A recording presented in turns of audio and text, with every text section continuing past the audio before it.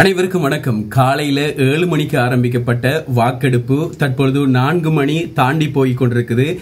வாக்கெடுப்புகள் நிறுத்தப்பட்டு கொண்டிருக்குது. இது தேர்தல்கள் ஆணையகம் தெரிவித்திருக்கிறாங்க. அதாவது புதிய ஜனாதிபதி, இலங்கையினுடைய 9வது நிறைவேற்று அதிகாரமுடைய ஜனாதிபதி யார் அப்படின்ற ஒரு தீர்மானத்தை எடுக்கிறதுக்காக மக்களுடைய கையில ஒவ்வொருத்தருக்கும் ஒவ்வொரு வாக்கு கொடுக்கப்பட்டிருந்துச்சு. அந்த வாக்கை சரியான முறையில் அளிக்கிறதுக்காக வேண்டி காலையில இருந்து மக்கள் இதுவரைக்கும் சென்று கொண்டிருந்தாங்க. அவர்களுடைய வாக்குகள் எடுக்கப்பட்டிருந்தது. ஏற்கனவே தேர்தல்கள் ஆணையக்குழு சொல்லியிருந்தாங்கன்னு சொன்னால் காலையில 7 மணில இருந்து 4 மணி வரைக்கும் வாக்கெடுப்புகள் எடுக்கப்படும். அதுக்கு பிறகு வரவங்களுக்கு யாருக்குமே கொடுக்கப்பட மாட்டாது அப்படின்னு சொல்லப்பட்டிருந்துச்சு. இருந்த போதிலும் 4 மணி ஆகும்போது வாக்கு போடக்கூடிய அந்த இடத்துல எத்தனை பேர் போலில் இருக்கிறாங்களோ அவர்களுக்கு அது வழங்கப்படும் என்றும், அதற்கு பிறகு உள்ள வருபவர்களுக்கு அது நிராகரிக்கப்படும். அதாவது 4 மணிக்கு பிறகு திரும்பி வெளியிலிருந்து உள்ள வரவங்களுக்கு நிராகரிக்கப்படும். ஆனா போலியில் இருக்கிறவங்களுக்கு கொடுக்கப்படும் அப்படின்னு சொல்லப்பட்டிருந்துச்சு. இப்ப வாக்குப்பட்டிகள் எல்லாம் ஏற்றி கொண்டிருக்கிறாங்க. அதை எண்றதுக்கான நடவடிக்கைகள் ஆரம்பிக்கிறதுக்கான ஒரு நேரமாக இருந்து கொண்டிருக்கிறது.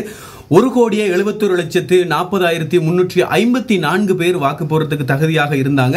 தேர்தல்கள் ஆணைக்குழுவின் தகவலின்படி 3 மணி ஆகும்போது 170% அதாவது 1,19,98,247 மேற்பட்ட மக்கள் வாக்களிச்சிருக்கிறாங்க அப்படின்றது ஒரு சந்தோஷமான ஒரு விடயமாக இருக்கிறது. எனவே இலங்கையினுடைய அடுத்த தலைவர், அதாவது அடுத்த ஜனாதிபதி யார்? 9வது நிறைவேற்று அதிகாரமுடைய ஜனாதிபதி. மக்களுக்கு இப்ப தேவையாக இருக்கிற விஷயம் என்னன்னு சொன்னால், பொருளாதாரத்தில் இருந்து மக்களை காப்பாற்ற வேண்டும். அதே போன்று மக்களுக்கு இருக்கக்கூடிய போஷணையான சாப்பாடுகள், இந்த பிரச்சனைகள் மக்களுக்குள்ள இருக்குது. சிறு குழந்தைகளுக்கு போஷாக்கு குறைபாடான விடயங்கள் இருக்குது.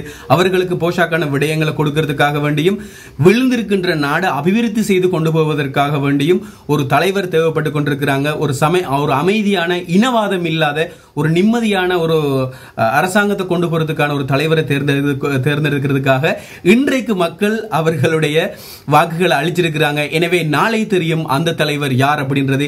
யார் தலைவராக இருந்தாலும் நிச்சயமாக மக்களுடைய எதிர்பார்ப்புகள், உங்களை நம்பி வாக்கு போட்டிருக்கிறாங்க, அவர்களை ஏமாற்றாமல் இன்னும் அந்த பழைய காய்களை புரட்டி கொண்டிருக்காமல், பழைய காய்களை நகர்த்திக் கொள்ளாமல், பழைய விளையாட்டை திரும்பவும் தொடங்காமல் புதிதாக புதிய ஒரு பார்வையை நோக்கி, புதிய ஒரு இலக்கை நோக்கி இந்த நாட்டை அபிவிருத்தி செய்து உலகத்தில் ஒரு சிறந்த ஒரு நாடாக ஆகுவதற்காக வேண்டி, ஏற்கனவே இருந்த கிட்டத்தட்ட ஒரு 10 வருடங்களுக்கு முன்னாலே இந்த நாடு இருந்துச்சோ அந்த அளவுக்காவது இந்த நாட்டை முன்னேற்றி கொண்டு போவதற்கான ஒரு வழிமுறைகளை கொண்டு செல்லுங்க அப்படின்னு சொல்லி ஜனாதிபதி வேட்பாளர்களாக இருக்கின்ற, நாளை ஜனாதிபதி ஆக போகின்ற தலைவரிடம் நானும் கேட்டுக்கொள்கின்றேன். எனவே மக்கள் உங்களுடைய கருத்துக்கள் என்ன அப்படின்றத கட்டாயமா தெரியப்படுத்துங்க.